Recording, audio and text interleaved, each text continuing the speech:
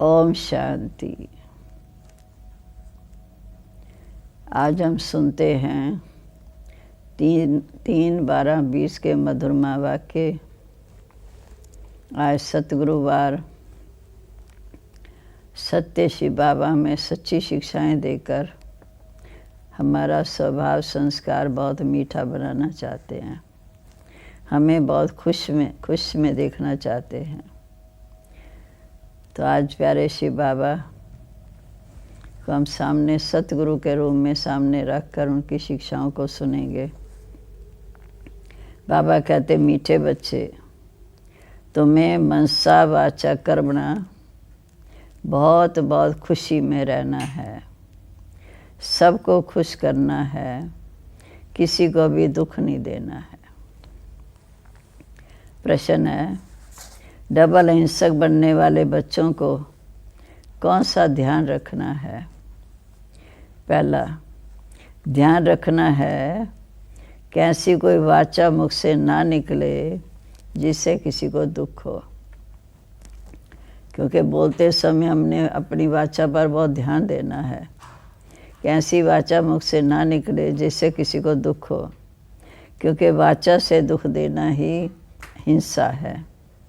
दूसरा, हम देवता बनने वाले हैं, इसलिए हमारी चलन बहुत बहुत राइल हो, स्वभाव बड़ा मीठा हो, नैनों में रूहानियत हो, कर्म में श्रेष्ठता हो, खान पान ना बहुत ऊंचा हो ना नीचा हो, बीच का हो। गीता है, निर्बल से लड़ाई बलवान की। जब हम आत्मा निर्बल हो जाते तो माया बलवान बनकर हमारा सामना करती है। अब हमने बलवान बनकर माया का सामना करना है, विजयी बनना है। ओम शांति। मीठे मीठे सिकिलते बच्चों को बाप रोज़ रोज़ पहले समझाते हैं कि अपने को आत्मा समझ बैठो और एक बाप को याद करो। कहते हैं ना, अटेंशन प्लीज़। तो बाप कहते, एक तो अटेंशन दो बाप की तरफ। देखो बाप कितना मीठा है। उनको कहा जाता है प्यार का सागर, ज्ञान का सागर। तो तुमको भी बहुत प्यारा बनना चाहिए। मनसा वाचा कर्मणा, हर बात में तुम्हें खुश रहना चाहिए, कोई को दुख नहीं देना है। बाप भी किसी को दुखी नहीं करते हैं। बाबा आए हैं सुखी करने। तुमको भी कोई फिक्र का, कोई भी प्रकार का किसको दुख नहीं देना। बाप कहते, कोई ऐसा कर्म नहीं करना, मनसा में भी नहीं आना चाहिए। किसी को दुख देने का मनसा में भी संकल्प नहीं आना चाहिए। परंतु ये अवस्था पिछाड़ी में होगी। कुछ न कुछ कर्म इंद्रियों से भूलें तो होती हैं, लेकिन जब अपने को आत्मा समझेंगे, दूसरे को भी आत्मा भाई देखेंगे, तो फिर किसी को दुख नहीं देंगे। शरीर को नहीं देखना तो दुख कैसे देंगे? इसमें है गुप्त मेहनत। यह सारा बुद्धि का काम। अब तुम पारस बुद्धि बन रहे हो। जब तुम पारस थे अर्थात सतयुग में थे, श्रेष्ठ बुद्धि वाले थे, तो सबको सुख देते थे। तुम ही सुख धाम के मालिक थे ना। ये है दुख धाम। ये तो बहुत सिंपल बात है। ये शांति धाम है हमारा स्वीट साइलेंस हो। फिर वहाँ से हम सृष्टि पर आए हैं पाठ बजाने। जब हम सतयुग में आते हैं तो उस समय सुख का पाठ है। फिर बजाते बजाते दुख का पाठ भी बहुत समय बजाया। अब फिर सुख धाम में चलना है। इसलिए बाबा कहते, बच्चे एक दो को आत्मा समझ, भाई भाई के रूप में देखो। आत्मा आत्मा को दुख दे नहीं सकती। अपने को आत्मा समझ, आत्मा से बात कर रहे हैं। आत्मा ही भ्रिकुटी रूपी तख्त पर विराजमान है। ये भी शिव बाबा का रथ है। ब्रह्मा बाबा का भ्रिकुटी भी शिव बाबा का रथ है। बच्चियां कहती हैं, हम शिव बाबा के रथ को श्रृंगारते हैं, शिव बाबा के रथ को खिलाते हैं, तो शिव बाबा ही सदा याद रहता है ना। ये है कल्याणकारी। बाप कहते 5 तत्वों का भी कल्याण करता हूँ। वहाँ कोई भी चीज़ कभी तकलीफ़ देती नहीं। सतयुग में हर चीज़ सुखदाई होती है, प्रकृति भी सुखदाई होती है। यहाँ तो कभी तूफान, कभी ठंडी, कभी क्या होता रहता है। यहाँ तो सदैव बाहरी मौसम रहती है सतयुग में। वहाँ दुख का नाम नहीं। बाप आए हैं बच्चों के लिए हेमन स्थापन करने, तुमको हेमन का मालिक बनाने, क्योंकि ऊंचे तो ऊंचा भगवान है। तो बाप हमें भी ऊंच ऊंच शिक्षा देकर हमें विश्व का मालिक बनाते हैं। वह हमारा बाप भी है, सुप्रीम टीचर भी है, तो ज़रूर ऊंचे तो ऊंचा बनाएगा ना। तुम ये लक्ष्मी नारायण थे, ये सब बातें तुम बच्चे भूल गए हो। ये सब बातें बाप बैठ समझाते हैं। बाबा कहते ये ज्ञान अभी मैं तुमको देता हूँ, मतलब संगम पर देता हूँ। जबकि उनके पास ज्ञान नहीं था, जब लक्ष्मी नारायण के पास ये ज्ञान नहीं था, तो परंपरा कैसे चलेगा। सतयुग को कहा जाता है सदगति, यहाँ है दुर्गति, परंतु ये भी किसी को पता नहीं कि हम दुर्गति में हैं। बाप के लिए बाप गाइड भी है, लिबरेटर भी है, खिवैया भी है। उसके लिए गाते हैं कि हमारी नैया विषय सागर से पार करो प्रभु। उनको कहते हैं क्षीर सागर। विष्णु को क्षीर सागर में दिखाते हैं। ये सब है भक्ति मार्ग की बातें। बाप कहते मीठे बच्चे, काम आज शत्रु है, उस पर जीत पाने से ही तुम जगत जीत बनेंगे। तो तुम्हें कितना खुश रहना चाहिए। भल ग्रस्त वार में रहो, प्रवृत्ति मार्ग में रहो, परंतु कमल फूल समान पवित्र रहो। क्योंकि अभी तुम कांटों से फूल बन रहे हो। बाप आए हैं तुम्हें कांटों से फूल बनाने। इस समय सबकी वानप्रस्थ अवस्था है, चाहे कोई छोटा है चाहे बड़ा, हर एक अंतिम जन्म वानप्रस्थ अवस्था है। क्योंकि तुम वाणी से परे जाने के लिए पढ़ाई पढ़ रहे हो। वाणी से परे जाना माना शांति धाम। अब तुमको सतगुरु सच्चा मिला है, तो इस वानप्रस्थ अवस्था में तुम्हें साथ ले जाएंगे। ये है गॉडली यूनिवर्सिटी। भगवान वाच है, मैं आकर तुम्हें राजयोग सिखाकर राजाओं का राजा बनाता हूँ। जो पूज्य राजाएं थे वह फिर पुजारी राजाएं बनते हैं। सतयुग त्रेता में पूज्य, द्वापर कलयुग में पुजारी। तो बाप कहते मीठे बच्चे, अच्छी रीति पुरुषार्थ करो, दैवी गुण भी धारण करो, भल खाओ पियो, श्रीनाथ द्वारे जाओ। वहाँ तो घी के माल ढेर मिलते हैं, घी के वहाँ कुएं होते हैं। खाते फिर कौन है पुजारी। श्रीनाथ और जगन्नाथ दोनों को काला बना दिया। श्रीनाथ श्री कृष्ण का यादगार, जगन्नाथ इस समय का। जगन्नाथ के मंदिर में देवताओं के चित्र हैं। वहाँ चावल का हांडा बनाते हैं। वह पक जाने से 4 भाग हो जाते हैं। जैसे स्वास्तिका के 4 भाग होते, ऐसे चावल का हांडे में भी 4 भाग हो जाते। सिर्फ चावल का भोग लगता, क्योंकि अभी साधारण है। इस तरफ गरीब, उस तरफ साहूकार। श्रीनाथ द्वारे में साहूकार हैं, जो घी के बड़े बड़े पकवान बनते हैं। श्रीनाथ द्वारे चावल का बनता है। ये गरीबी का निशान है। अभी तो देखो कितने गरीब हैं, खाने पीने को कुछ भी नहीं मिलता। सतयुग में सब कुछ मिलेगा। तो बाप आत्माओं को बैठ समझाते हैं कि जैसे शिव बाबा बहुत मीठा है, ऐसे तुम बच्चों को भी बहुत बहुत मीठा बनना है। वह तो निराकार प्यार आत्मा को किया जाता है ना, आत्मा को ही बुला जाता है।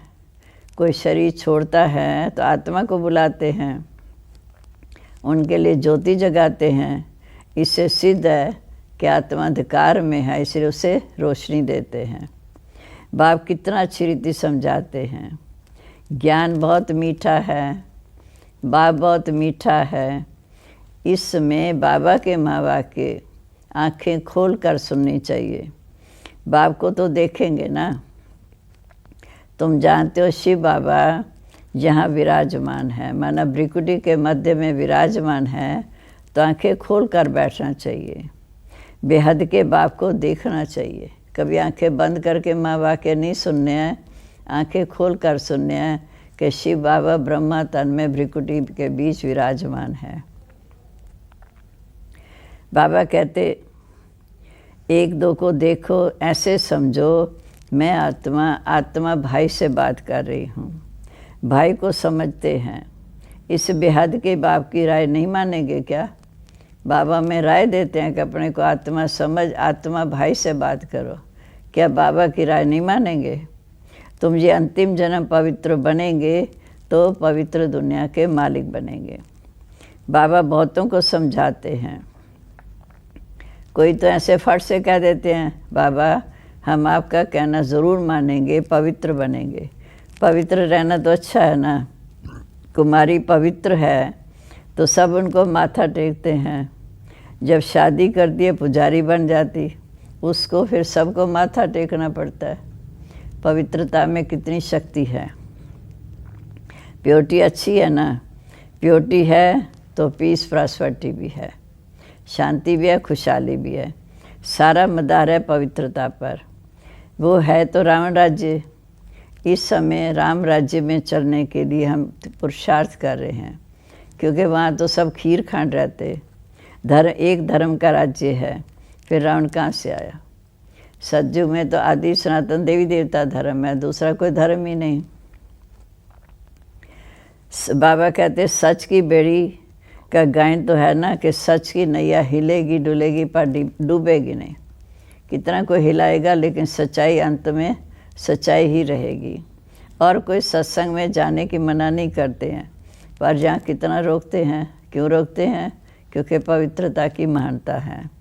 बाप कहते मैं तुमको ज्ञान देता हूँ, तुम बीके बनते हो। बीके माना ब्रह्मा कुमार कुमारी। ब्राह्मण तो ज़रूर बनना है। ब्राह्मण माना पवित्र जीवन, त्यागी तपस्वी जीवन। बाप है स्वर्ग की स्थापना करने वाला, तो ज़रूर हम भी स्वर्ग के मालिक होने चाहिए। हम यहाँ नरक में क्यों पड़े हैं, अभी समझ में आता है कि हम भी पुजारी थे। अब बाबा आए हमें पुजारी से पूज्य बनाने, वह भी 21 जन्म के लिए। 63 जन्म तो हम पुजारी रहे, द्वापर काल युग में पुजारी रहे। अभी फिर हम पूज्य स्वर्ग के मालिक बनेंगे। ये है नर से नारायण बनने की नॉलेज। भगवान उवाच मैं तुमको राजाओं का राजा बनाता हूँ। पवित्र राजाएं पावन राजाओं, पवित्र राजाएं, पतित राजाएं पावन राजाओं को माथा टेकते हैं, वंदना करते हैं। हर एक महाराजा के महलों में मंदिर ज़रूर होगा। द्वापर युग से हर एक के राजमहल में मंदिर ज़रूर होगा। वो मंदिर राधे कृष्ण या लक्ष्मी नारायण या राम सीता के। आजकल तो गणेश हनुमान आदि के भी मंदिर बनाते रहते हैं। अब आप समझाते मीठे बच्चे, तुम्हारा ये अंतिम जन्म है। अब तुम समझते हो कि बराबर हमने रजाई की, फिर वहाँ मार्ग में गिरते हैं।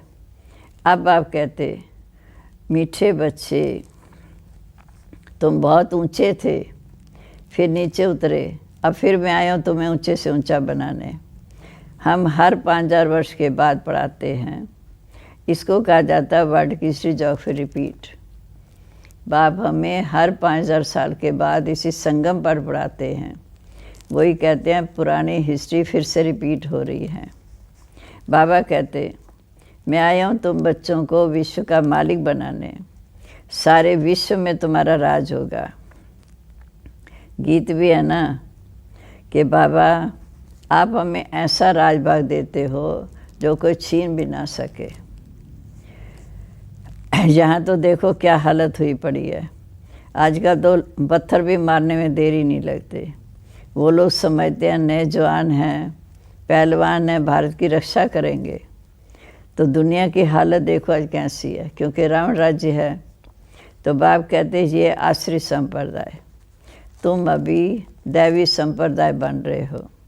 देवताओं और असुरों की फिर लड़ाई कैसे होगी? देवताएं होंगे सतयुग में, असुर होंगे कलयुग में। इनकी लड़ाई कैसे होगी? तुम हो डबल अहिंसक। अर्थात ना काम कटारी चलाते, ना आपस में हिंसा करते, लड़ते झगड़ते। सतयुग में है डबल अहिंसक, देवी देवताओं को डबल अहिंसक कहा जाता है। अहिंसा परमो देवी देवता धर्म कहा जाता। तो बाबा ने समझाया कि मीठे बच्चे, वाचा से भी किसी को दुख नहीं देना है। ऐसा कोई मुख से बोल नहीं निकले जो दूसरे को दुख हो। एक रस अवस्था हो। राजाओं आदि का बोलना बहुत कम होता है। प्रजा में भी राजा का बहुत प्यार रखते हैं।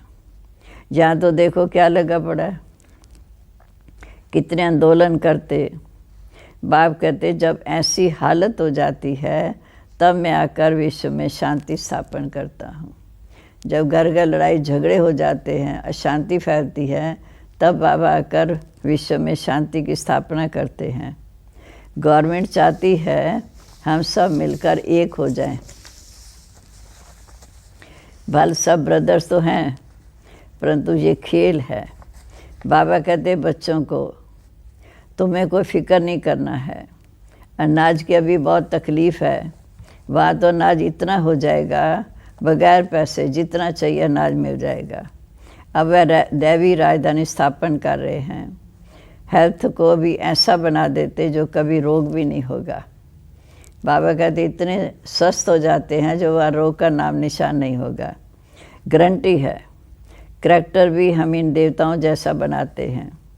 जैसा जैसा मिनिस्टर होगा उनको समझा सकते हैं। युक्ति से तुम्हें समझाना है। ओपिनियन में तो बहुत अच्छा लिखते हैं, फिर हम कहते उनको समझो तो कहते फुर्सत नहीं। फिर बाबा कहते उन्हें समझाओ, तुम बड़े लोग कुछ आवाज़ करेंगे तो इससे गरीबों का भी भला होगा। बाप समझाते हैं अभी सिर पर मौत खड़ा है, आज कल करते करते काल खा जाएगा। तुम कुंभकर्ण मिसल सोए पड़े रहेंगे। बच्चों को समझाने में बहुत मज़ा आता है कि ऐसे ऐसे युक्ति से समझाओ जब वो जाग जाएं। बाबा ने ये चित्र आदि बनवाए हैं। दादा को भी पहले ये ज्ञान नहीं था, ब्रह्मा बाबा को भी ये पहले ज्ञान नहीं था। तुमको वर्षा मिलता है लौकिक बाप या परलौकिक बाप से। अलौकिक बाप से वर्षा नहीं मिलता, ब्रह्मा बाबा से वर्षा नहीं मिलता। ये तो एक दलाल है, आत्माओं का संबंध परमात्मा से जुड़ाने वाला। इनका वर्षा नहीं है। प्रजापिता ब्रह्मा को भी याद नहीं करना है। मेरे से तो तुमको कुछ भी नहीं मिलता। ब्रह्मा बाबा कहते मेरे से तो तुम्हें कुछ नहीं मिलता। मैं भी पढ़ता हूँ। वर्षा तो एक हद का, दूसरा बेहद के बाप का है। प्रजापिता ब्रह्मा क्या वर्षा देंगे। शिव बाबा कहते मीठे बच्चे माँ में कब याद करो। ये तो रथ है, रथ को याद नहीं करना। ऊंचे तो ऊंचा भगवान कहा जाता है। बाप आत्माओं को बैठ समझाते हैं। आत्माएं सब कुछ करती है। एक खाल छोड़ दूसरी लेती। आत्मा एक शरीर छोड़ दूसरा लेती है। जैसे सर्प का मिसाल है, सर्प भी पुरानी खाल छोड़ता है, कैंचरी बन फिर दूसरी खाल पकड़ता है।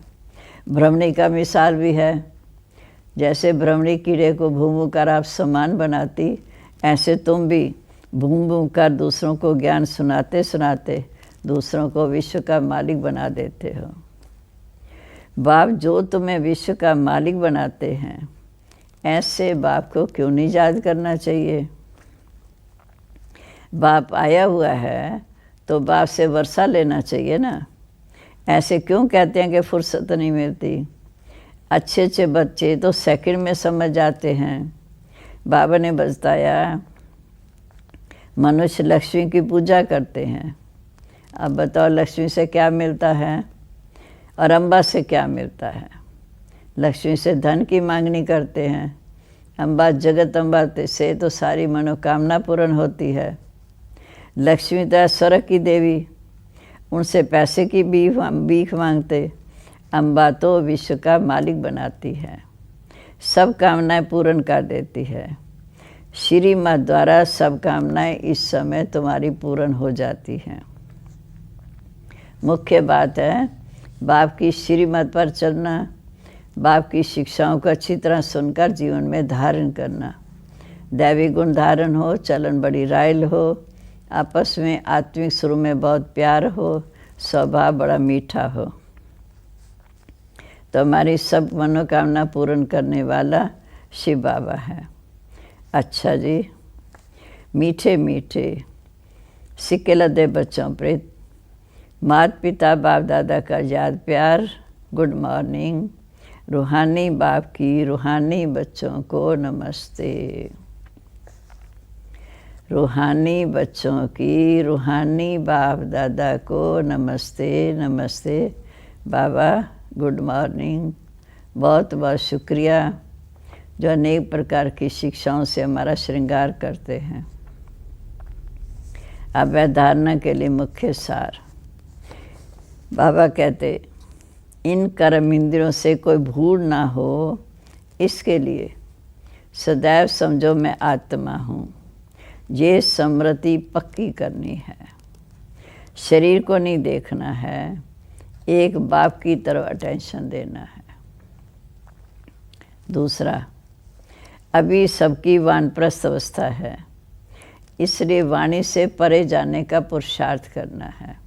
क्योंकि शांति धाम में तो वाणी है नहीं, वाणी से परे जाना शांति धाम। पवित्र जरूर बनना है, बुद्धि में रहे कि सच की नैया हिलेगी डुलेगी पर डूबेगी नहीं, इसलिए विघ्नों से घबराना नहीं। सदा सत्य की विजय है, इसलिए विघ्नों से घबराना नहीं। आज का वरदान है, अहम वहम को समाप्त कर रहम दिल बनने वाले विश्व कल्याणकारी भव। अहम और वहम को समाप्त कर रहम दिल बनने वाले विश्व कल्याणकारी भव। कैसी भी, बहुत ध्यान से सुनने का है, कैसी भी अवगुण वाली, कड़े संस्कार वाली, कम बुद्धि वाली, सदा आपकी गिलानी करने वाली कैसी भी आत्मा हो, लेकिन जो रहम दिल विश्व कल्याणकारी बच्चे हैं, वे सर्व आत्माओं के प्रति लाफुल के साथ लवफुल होंगे। सर्व आत्माओं के प्रति लाफुल और लवफुल होंगे। कभी इस वहम में नहीं आएंगे कि ये तो कभी बदल ही नहीं सकता, ये तो है ही ऐसा, या ये कुछ नहीं करते, मैं ही सब कुछ हूँ, ये कुछ नहीं। इस प्रकार का अहम और वहम छोड़, कमज़ोरियों या बुराइयों को जानते हुए भी क्षमा करने वाले रहम दिल बच्चे ही विश्व कल्याण की सेवा में सफल हो सकते हैं। क्षमा करने वाले रहम दिल बच्चे ही विश्व कल्याण की सेवा में सफल हो सकते हैं, जिनके अंदर अहम वहम नहीं होगा। स्लोगन है, जहाँ ब्राह्मणों के तन मन धन का सहयोग है, जहाँ ब्राह्मणों के तन मन धन का सहयोग है, वहाँ सफलता साथ है।